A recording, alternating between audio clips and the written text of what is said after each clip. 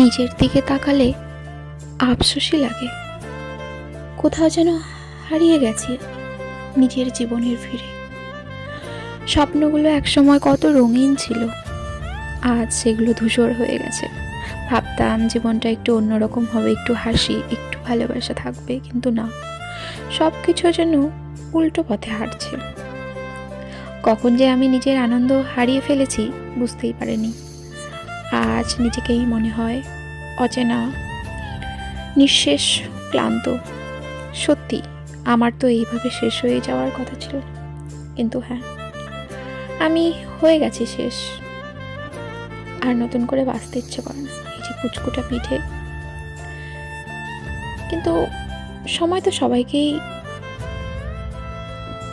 চলার জন্য একটা স্ট্রং পয়েন্ট করে দেয়।